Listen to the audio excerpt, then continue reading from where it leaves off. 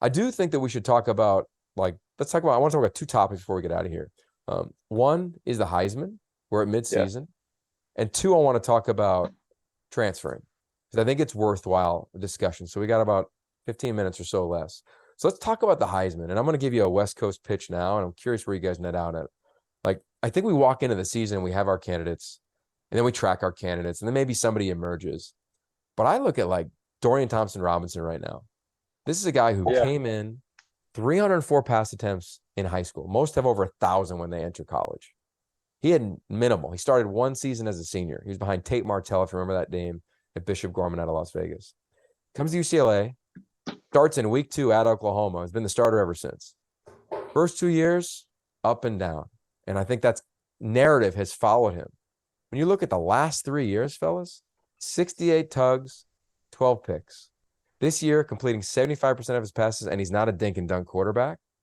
I think like the stage is set for him. We said Heisman moment earlier. He against Bo Nix and Autzen. Like, I think DTR is a real guy. Curious where you net out on that from the regions you sit in and where you kind of sit around that award right now. Yeah, I think this award is obviously a quarterback like friendly award, offensively friendly award. So just like don't really see a defensive guy even having the prowess even kind of be in a conversation like last year. Aiden Hutchinson he had a lot of hype around him. He had a really big game in the Ohio State game, which kind of gave him that narrative going into the award. But this year, man, it's a lot of offensive guys kind of having good narratives. A lot of it to me comes in off the offseason, or unless you have like a Cinderella type year. And so to me, like obviously CJ Stroud, I can't see him giving to Bryce back to back, especially him not having a full season.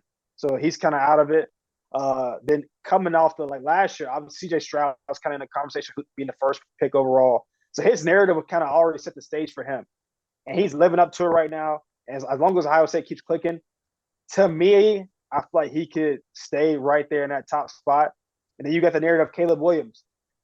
He had a great narrative, but I don't think he's playing spectacular enough unless he comes on like this. He has a big game next week, and comes on and has like a crazy Heisman game. He could have it, but to me, the best narratives, I like DTR's narrative of being an older guy sticking around and putting UCLA back into that top spot. But to me, Hendon Hooker's the guy. Look, I'm telling y'all, Hendon Hooker to me has the best stage as far as narrative goes to go win the Heisman this year. I think CJ Stroud's got a great team. I like what he's got going on there. But as far as like being tested, and to me, the Michigan game might be too late to build a narrative. I feel like if Hendon can get this game this weekend and go win the rest of these games or have a couple more huge games, but really this week, to me, after halfway through the season, I think he leads the Heisman race. All right, Clint, where you net out? Yeah, look, I think you got your two big boys in Bryce Young and Stroud, and they're not going anywhere. Like Rench said, and then I do believe the number one, the guy that has has played well enough to this point, means enough to his team, and then also has enough big time games left moving forward that if they run the table, there's no doubt about it. It's Hendon Hooker. He's going. Now, I do believe on the West Coast, if whichever quarterback, DTR or Caleb Williams, whichever one runs the table, and because I mean they'll be in New York, the numbers are going to be there. I mean, the numbers these guys are putting up, along with the Phoenix kid in Washington, is absolute. I mean, yeah, Bo Nix is crushing it. I mean, so I think when you look at that, it's about the two undefeated teams right now, because I do believe that for an outsider to even be in the conversation or even get the invite, a Hendon Hooker or Caleb Williams or DTR, any of these outside guys, it's going to be whoever goes undefeated. It's going to be whoever runs. Like I think Hendon Hooker could probably lose one, because you got so many good ones on your schedule that he could probably lose one and put up big numbers. And being that he plays in the SEC, he's going to get enough credit. But I don't think either guy on the West Coast can lose a ball game and still get that kind of love. But I do think I think DTR is the outsider that if he can knock off SC and knock off Caleb Williams, I think all of a sudden they start. I mean, he takes a huge leap in the talk conversation. I want to add something to that thought, because as far as the Heisman stuff goes, because I think winning does matter when it comes to getting invited. Like, I feel like a couple of guys got good enough narratives right now. If they can play these things out, I see them kind of in that driver's seat. Like, Hendon's kind of in the driver's seat. If he can win this game, to me, a couple of running backs that kind of catch my eye that I feel like can be default invites if they can pull their seasons together. I think Jahmyr Gibbs, with Bryce Young being down, if Jahmyr Gibbs comes on this week and for the rest of the season like he's been doing these past couple of games, like, I mean, I feel like he's as dynamic of a player and it means as much to his team as anybody this year. Like, without Jahmyr Gibbs this year, Bama might have 2 losses. Like, take Jahmyr Gibbs away from Bama, they might have 2 or 3 losses. Like, he has been the sole reason. And that's when the players come on for sure. But you take him out of that offense, like, I think it's not what it is. So I think he's obviously a contender. I think, talk about Michigan. Blake Corum, they feeding, bro, 25, 30 carries a game. I mean, his stats right now are ridiculous. Touchdowns and yards per game. If they can figure it out and they are undefeated, I can see him being one of those guys. But that's if, like Clint was saying, one of those quarterbacks that don't live up to the hype. To me, those are 2 guys that I think could be really good fillers as you get closer to New York.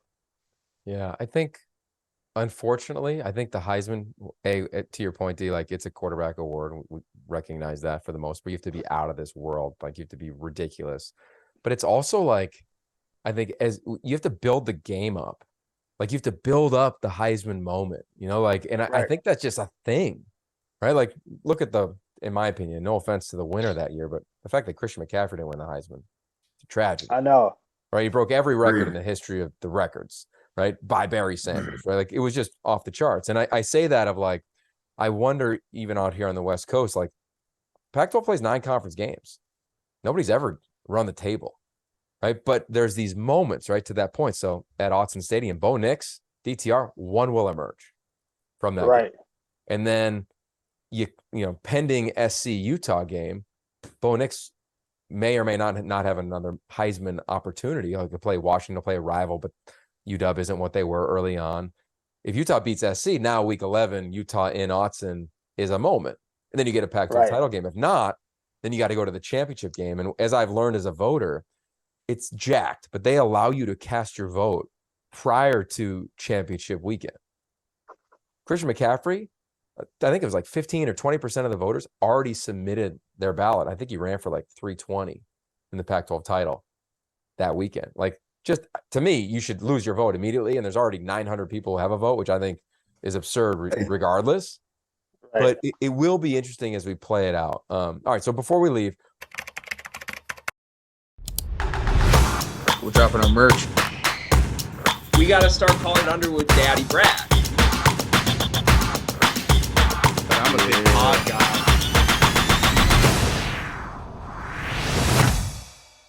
Breaking news. The Field of 68 has an online store, and it's your one-stop shop for the latest and greatest merch in college basketball and college football. You can find shirts to support your favorite team, make fun of your rival team, or boast Field of 68 catchphrases like Daddy Brad, Cussin' and Discussin', and the Star Heels. Go to www.fieldof68.shop today and enter promo code TOUCHDOWN for 20% off at checkout.